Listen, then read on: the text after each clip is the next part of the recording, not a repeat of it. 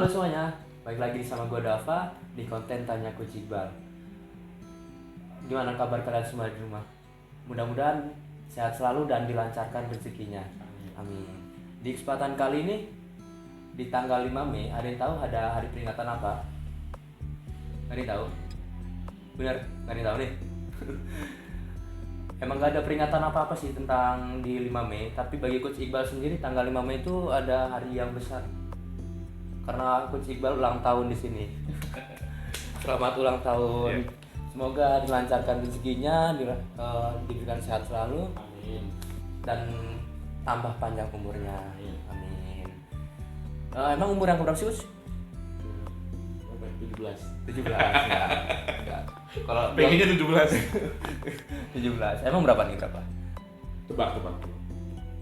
35 lah paling. Tua banget dong gue. Emang berapa? Masih kepala 2 sih. Masih kepala 2. Tapi udah di ujung. Udah di ujung. Berarti 29. 29. Umur yang udah cukup lumayan senior. Tua juga pakai senior. Di umur 29 tahun kan udah banyak lika-liku nih. Iya, Mau tanya-tanya tentang makna kehidupan buat Coach Iqbal sendiri apa sih? Makna ya 29 tahun bukan waktu yang sebentar ya buat gue, terus terang aja gitu. Udah bukanlah sebentar, lama bos. Iya, karena ini ini adalah ulang tahun terakhir gue di kepala 2 gitu. Ulang tahun di tahun depan udah kepala 3. Which is I really hate it. Gue sangat benci gue turning into 30 dan gue kayak ngerasa belum siap tahun depan udah 30 tahun gitu. Anyway, makna kehidupan buat gue yang udah gue jalanin adalah seperti lagu ya gitu kayak Apa? hidup penuh liku-liku. Anjay. Ada suka ada duka gitu kan. Jadi kehidupan tuh selalu ada duka, ada suka, ada duka gitu. Menurut gue makna kehidupan buat gue adalah ketika dimana kita bisa bertahan dalam kondisi apapun dalam kehidupan gitu. Ketika kita jatuh, kita masih sanggup untuk bangun lagi gitu. Dan ketika kita berada di atas, kita jangan lupa kita pernah jatuh dan untuk berhati-hati agar tidak jatuh di lubang yang sama. Jadi menurut gue makna kehidupan itu adalah ya ketika kita bisa menghargai setiap momen kehidupan kita, baik dalam kondisi saat di bawah maupun saat kita ada di atas gitu. Ketika kita di atas harus berhati-hati gitu ya, harus berhati-hati jangan sampai jatuh gitu. Namun ketika kita jatuh ya jangan lupa untuk bangkit lagi. Aku terjatuh dan tak bisa bangkit lagi. Ya, Nah, jangan kayak gitu. Jangan. Jangan kayak gitu. Jadi ketika kita jatuh ya kita harus bisa bangkit lagi. Intinya, dan comeback stronger gitu sih. intinya tahu diri aja lah.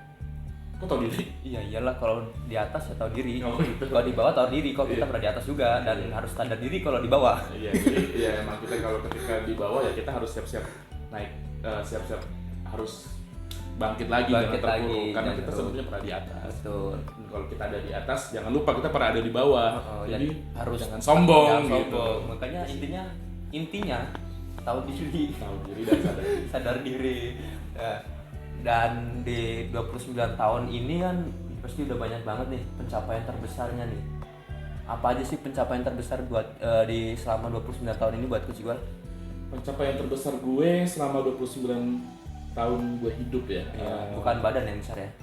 Bukan badan, pencapaian. Itu mah udah besar. Itu mah udah selalu besar ya, nggak pernah kecil. Pencapaian terbesar gue apa ya? Sebenarnya banyak sih gue mendapatkan banyak pencapaian dalam hidup gue gitu. Contohnya Ya gue kalau yang terbesar apa ya? Kalau terbesar mungkin yang pertama ketika gue bisa berhasil kuliah, tapi gue kuliah baik S1 maupun S2 gue nggak keluar biaya sendiri gitu. itu luar biasa sih. Semuanya dibiayai dan itu menurut gue achievement atau pencapaian gue terbesar. Karena kenapa? Karena ketika gue dulu kan gue emang sempat gak bisa kuliah karena gak punya biaya gitu. Cuman karena Udah sama.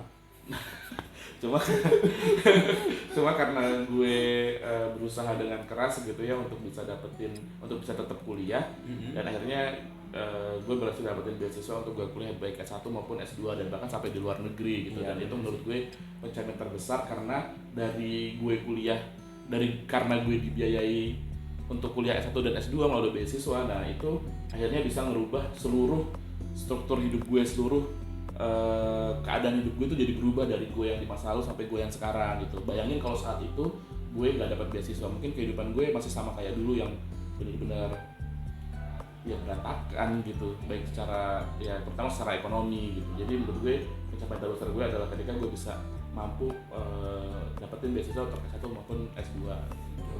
Berarti pencapaian terbesarnya adalah Coach Iqbal dapet beasiswa S1 maupun S2 baik dalam maupun luar negeri. Baik dalam maupun luar negeri, itu luar biasa banget loh.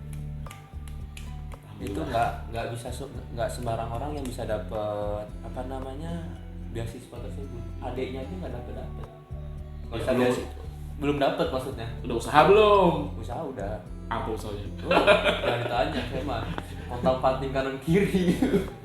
Ya tapi kan sekarang ada kan orang sukses nggak harus lewat jalan kuliah. Benar. Percaya kalau itu sukses nggak harus kuliah, yang penting usahanya, ikhtiarnya dulu. Iya, betul sekali. Dan pasti di 29 tahun ada nih hal-hal yang menyenangkan tuh apa aja sih? Banyak nggak sih hal-hal yang menyenangkan? Apa sedih terus nih? Ya pasti kan, tadi kan kayak udah dijelasin di awal, hidup tuh ada suka ada duka gitu kan. Kalau ya sukanya nih hari ini sukanya. Kalau yang suka ya tadi ya selain yang tadi pencapaian terbesar tadi, mungkin ada yang menyenangkan lagi. Mungkin hal yang paling gue buat sangat gak percaya dengan kehidupan ini, gue kayak gak percaya banget gue bisa dapetin itu. Adalah ketika gue nginjakin kaki di Amrik. Apa itu? Jadi gini ceritanya, gue tuh pengen banget keluar negeri secara gratis, tapi negara yang paling gue pengenin banget tuh Amrik. Dan ke Amrik itu terutama di New York City gitu ya, kayak gara-gara gue terinspirasi sama nonton film serial komedi How I Met Your Mother. Iya. Udah nonton belum? Pasti belum. Aku coba nonton nih. How I Met Your Mother itu pokoknya cerita tentang 5 sahabat gitu, terus mereka itu syutingnya diambil di New York, dan terkesima banget sama New York, dan terkesima banget sama megahnya Amerika dan hebatnya Amerika gitu. Kayak dari SMA tuh pengen banget untuk bisa nginjakin kaki di Amerika, dan udah nyobain beberapa kali untuk pertukaran pelajar gitu ya, terus kemudian apply beasiswa ke sana ataupun seminar-seminar internasional gitu, tapi masih belum ada yang bisa ngebawa gue ke sana gitu. Sampai akhirnya bahkan ketika gue S2 pun malah bukannya ke Amerika gitu, malah kebawanya malah ke Inggris, ke Eropa, muter-muter Eropa gitu, tapi belum sampai nginjakin kaki di Amerika gitu. Padahal Amerika itu adalah negara yang paling utama pengen gue injak gitu sebelum yang lain. Malah gue dibawa muter-muter ke Eropa dulu gitu kan. Nah hingga akhirnya tanpa kayak udah sempet kayak ya udahlah, mungkin emang Amerika bukan jodoh gue, kayak gue nggak perlu ke Amerika karena udah diganti sama Allah, udah diganti ke keliling Eropa gitu ya, kayak ya gitu, kayak udah ke Eropa, udah ke Australia gitu, kayak ya udah itu aja gitu. Tapi ternyata tanpa disangka, tanpa dinyana, pas Coach Iqbal masih ngajar di salah satu sekolah di salah satu sekolah internasional di Jakarta gitu, dapat kesempatan buat ngedampingin murid-murid lomba debat bahasa Inggris gitu. Terus babak pertama dibawa ke jadi ada 3 babak. Babak pertama di Jakarta, babak kedua waktu itu di Vietnam, dan babak ketiga di Amerika, tepatnya di Yale University di New Haven. Nah ternyata Coach Iqbal dipercaya buat dampingin mereka sampai di babak terakhir, karena kebetulan murid-muridnya pada lolos sampai ke fase terakhir di Amrik gitu. Dan ya udah, pokoknya intinya dari SMA baru terkabul itu 2017. SMA itu tahun 2009. Jadi berapa tahun tuh gapnya tuh? 10 tahun ya. Jadi keinginan yang diinginkan dari 2009 baru tercapai di 2017. Berarti berapa tahun tuh? 8 tahun. 8 tahun setelahnya baru terkabul gitu. Jadi menurut gue itu hal yang paling menyenangkan sih. Karena impian yang gue anggap mustahil dan kayaknya udah gue kejar mati-matian gak dapat ternyata dikasih juga gitu. Tuh, buat kalian yang punya mimpi dan merasa nggak mungkin, ini mungkin dan nyata. Tergantung usaha sama doa. Betul. Jadi jangan putus semangat. kalau ada mimpi yang tinggi terus gapai mimpi. Mimpimu belum tinggi kalau belum diketawain temanmu. Betul kan? Setuju. Keren kan? Keren. Nah, terus udah senengnya nih, susahnya banyak nggak sih dukanya? Yang paling menyedihkan? Paling menyedihkan dalam masa kita cerita seneng gak ada cerita sedih nggak seru lah kan, ada suka ada duka katanya tadi. Kalau cerita dukanya banyak juga. Cuma kalau yang paling duka apa ya? Jadi kan sebelum gue dapat beasiswa di Jakarta dan ke Inggris tuh, sebelumnya pernah kuliah setahun di Bandar Lampung. Pernah kuliah di Bandar Lampung. Pernah kuliah dulu di Bandar Lampung di salah satu kampus Islam negeri di Lampung. Ya, di Bandar Lampung. Gua connect. Ya, salah satu kampus Islam negeri di Lampung. Itu sempat kuliah setahun di situ. Nah, sedihnya itu adalah saat itu karena emang kuliahnya maksa ya. Maksudnya emang nggak punya biaya tapi pengen kuliah jadi maksa banget gitu. Sampai akhirnya gue nggak bisa bayar kosan. Jadi gue harus nebeng sama orang-orang buat tinggal selama kuliah gitu. Jadi yang pertama, ini hal yang paling menyedihkan adalah ketika gue mencari tempat tinggal, intinya gitu deh. Ketika gue masih kuliah di Lampung gitu. Cari buat tempat berteduh. Jadi ceritanya gini, pas pertama gue kuliah ditebengin kosan sama teman SMA yang kuliah di satu kampus yang sama, ditebengin kamar kosan. Awal-awalnya enak sih, masih kayak ya udah lo nggak apa-apa tinggal tempat gue gitu, yang penting lo ya lo tinggal tempat gue nggak apa-apa, kita ya lo anggap kamar lo sendiri lah terserah lo gitu. Nah udah, tapi makin lama si teman gue ini makin nggak tahu diri gitu, maksudnya bukan nggak tahu ya, makin kejam gitu, kayak baju-bajunya yang kotor-kotor semuanya dilempar ke gue suruh gue nyuciin gitu. Terus misalnya karena teman gue maaf nih ya, saat itu sering mabok-mabokan gitu, jadi ketika mabok dia muntah gue yang ngelapin gitu. Terus juga sering bawa wanitanya ke kamar kosan gitu. Terus ketika mereka habis berbuat, spraynya gue yang nyuciin gitu. Jadi bener-bener itu hal yang menurut gue sial, gue hidup kayak nggak ada harganya banget gitu. Terus udah akhirnya gue bisa pindah dari situ, gue izin keluar dari itu karena gue udah nggak tahan tinggal di situ gitu. Yang kedua, tetap pada saat itu gue nggak bisa bayar ini, belum bisa bayar kosan kan. Jadi gue tinggal sama temen gue sekitar 2-3 bulan gitu. Terus kemudian ada orang baik hati yang menawarkan gue tinggal di salah satu kantor partai di situ. Ya partainya gak usah kita sebutin lah gitu. Pokoknya kantor partai. Pokoknya makasih buat kantor partai itu udah mau nawarin buat. Makasih ya.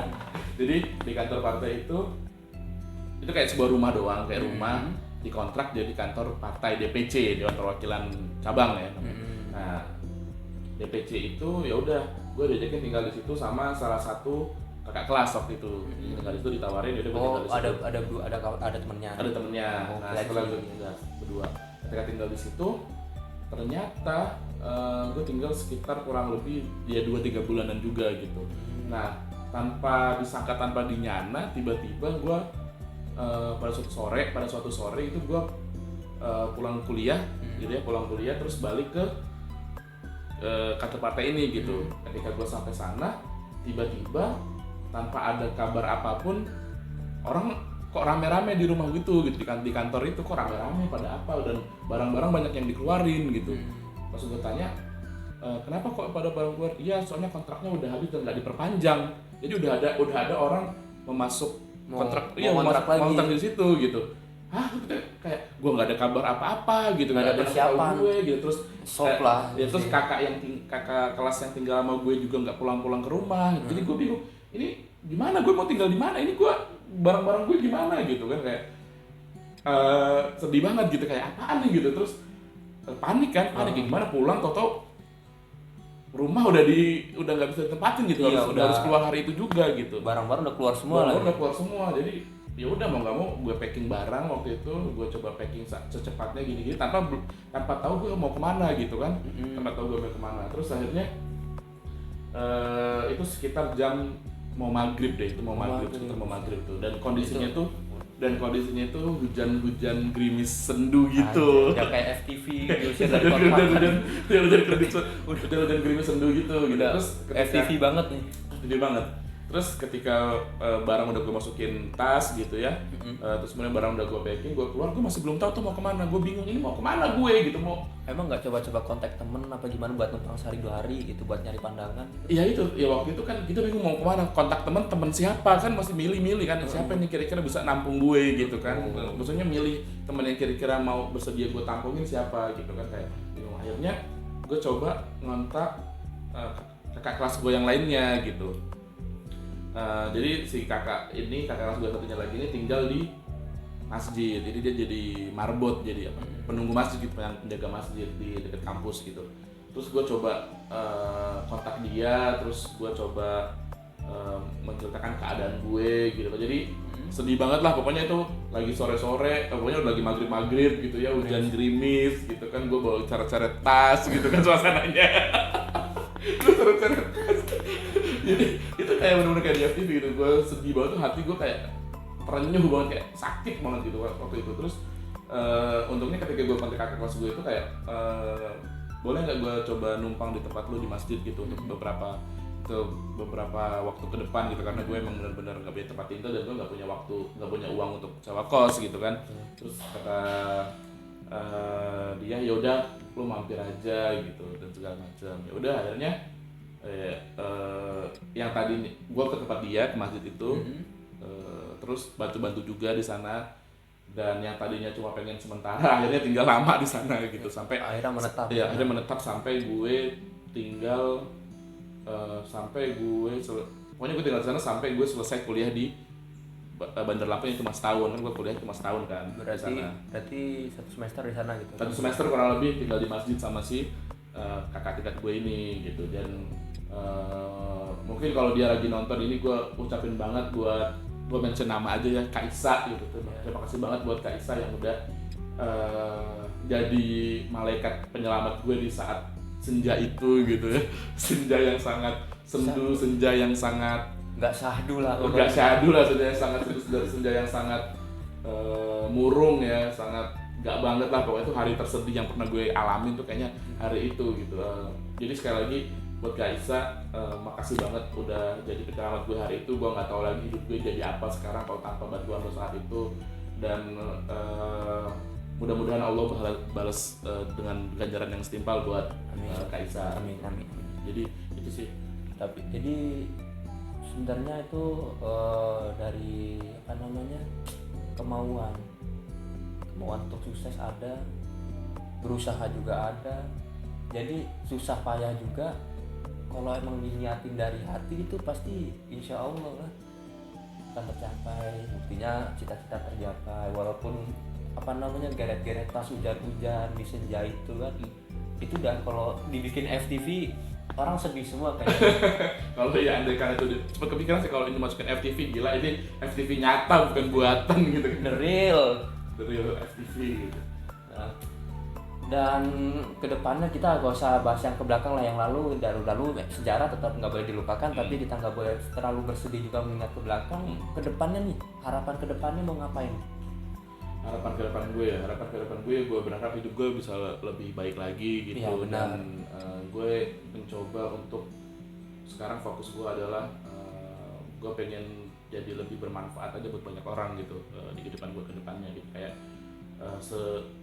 beberapa dalam kehidupan gue flashback ke belakang gitu, kelas balik ke belakang, banyak banget gue dibantu sama orang dalam kehidupan gue gitu. Banyak orang yang bantu gue, baik itu juga teman, tetangga, saudara, terus baik juga pihak swasta, pihak pemerintah yang bantu gue untuk beasiswa sekolah gue gitu, kuliah gue. Kedepannya gue sih pengen lebih banyak bermanfaat buat orang lain ya, karena sebaik-baik manusia adalah mereka yang bermanfaat buat orang lain gitu kan. Aku pengen mencoba untuk bermanfaat, salah satunya adalah ya gue bakal buat sharing-sharing konten di YouTube ini gitu, terus kemudian di IG gue juga di @coachiqbal.id, itu gue juga mencoba untuk kasih konten-konten bermanfaat, yang konten-konten positif dan memotivasi untuk teman-teman, dan benar-benar itu bermanfaat sih. Jadi fokus gue adalah gue pengen lebih banyak bermanfaat buat orang lain gitu. Mungkin hal yang bisa gue lakuin salah satunya adalah buat konten-konten yang mudah-mudahan bermanfaat buat teman-teman saya nonton gitu. Jadi kedepannya Coach Iqbal pengen hidupnya lebih bermanfaat buat orang lain, buat bantu teman-teman semua yang membutuhkan motivasi, butuh support, butuh teman sharing. Kalian juga bisa DM ke Instagram kita apa Coach? @coachiqbal.id. Kita selalu pasti balas dari DM kalian, dan bisa juga tulis di kolom komentar apa yang mau ditanyain. Pesan buat teman-teman yang ada di rumah nih dalam memaknai hidup dan kalau merasa kurang yakin dalam hidup ini, dalam mimpinya apa nih Coach? Pesan buat teman-teman apa ya? Menurut gue ada pepatah mengatakan hidup itu cuma sekali, maka hiduplah yang berarti. Gitu. Jadi pesan gue buat teman-teman semua dalam menjalani kehidupan itu ya itu tadi, hidup itu cuma sekali, maka hiduplah yang berarti. Buatlah semasa hidup, buatlah gebrakan-gebrakan besar gitu ya, buatlah pencapaian-pencapaian besar gitu buat kehidupan. Jadi tahu ide dalam hidup gue ini gue udah pernah mencapai apa aja gitu. Dan kalau hidup cuma sekedar hidup tanpa ada satu pencapaian gitu, kayak ya buat apa gitu, kayak gitu aja. Ya hidup cuma dipakai buat main, hidup cuma dipakai buat nongkrong-nongkrong, nggak ada yang bermanfaat ya buat apa gitu. Jadi menurut gue ketika pesan gue adalah hidupan cuma sekali gitu, jangan sia-siakan kehidupan ini gitu. Bener-bener kita bisa nunjukin prestasi-prestasi kita gitu, nunjukin kehebatan-kehebatan kita nyampe di mana gitu. Terus kemudian jangan lupa juga ibadah gitu kan, tingkatkan ibadah karena hidup juga cuma sekali dan setelahnya kita akan hidup kekal di akhirat gitu. Jadi intinya adalah hiduplah yang berarti gitu, baik dari segi duniawi maupun dari segi ibadah atau akhirat gitu. Itu aja sih paling untuk teman-teman. Buat teman-teman berarti pakai umur lu sebijak mungkin. Betul. Jangan sia-siain yang muda, biasanya yang berkarya. Kita ganti yang tua-tua nanti kok. Yeah. Terus kalau pesan dari gua untuk gapai cita-cita nih, kamu masih muda juga, masih awal kepala muda. Mimpi lu. Umur lu berapa BTW? Hah? Umur lu berapa sih BTW? Jalan 21.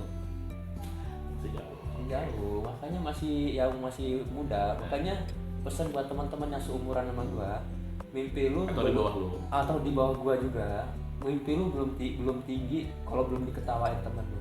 Karena apa? Kalau mimpi kita udah tinggi pasti ngaco lu mimpi lu. Ya kayak gue waktu itu, gue pengen ke Amrik tapi gratis. Banyak banget yang ngetawain. Bukan banyak lagi. Kayaknya gila ya? mama juga ngetawain. Mama juga ngetawain. Buat apa kesana, ngapain gitu, nggak ada kerjaan, nggak ada yang bisa biayain juga. Nggak ada yang bisa juga kan? Gue bisa gratis kok. Bahkan dibayar gitu. Bahkan dibayar. Jadi intinya nggak ada yang nggak mungkin di dunia. Kalau Dava bilang mimpilah setinggi mungkin sampai mimpi lu belum tinggi kalau belum diketawain orang-orang gitu. Kalau gue juga punya pepatah, mimpilah setinggi langit. Gitu kan. Dan karena kalaupun lo jatuh di antara bintang-bintang. Itu quote-nya siapa ya? Nggak tahu. Quote-nya Soekarno. Quote-nya kalau nggak quote-nya Soekarno, quote-nya ya nanti searching. Kalau searching aja lah pokoknya. Kita bukan. Ya kalau kalian tahu terus di komen aja, nanti juga banyak lupa. Tapi kita nggak memiliki. Itu bukan kata-kata gue. Pokoknya mimpilah setinggi langit gitu ya, karena ketika lo jatuh pun lo akan jatuh di antara bintang-bintang. Berarti lo masih tinggi gitu. Walaupun jatuh sedikit meleset ya cuma masih tinggi gitu. Baik, cukup sekian dulu nih video kali ini. Mungkin ada yang mau ditanyakan buat kalian di DM atau Instagram kita. Bisa follow dulu, abis itu tanya-tanya nggak apa-apa, sharing-sharing sambil mengisi malam yang syahdu di rumah aja soalnya. Terus isi juga kolom komentar, masa kosong terus sih, nggak ada yang ngisi, yakin emang. Jangan lupa untuk like, komen, dan subscribe. Bisa share ke teman-teman kalian juga di grup WhatsApp ataupun keluarga-keluarga kalian yang butuh motivasi. Bisa atau butuh cerita-cerita hits kayak gini. Iya, butuh cerita-cerita santai. Dan buat kalian ada yang mau minta pembahasan, bisa juga Coach bahas ini dong. Nanti kita akan bahas, kita buat materinya, matengin, kita akan bahas dengan tentang pertanyaan kalian. Ya, betul. Sekian mungkin dari video kali ini. Makasih semuanya yang udah nonton, yang udah share juga, makasih banget support kalian untuk kita semua. Kita berdua deh, kita semua. See you and the next video. Bye bye.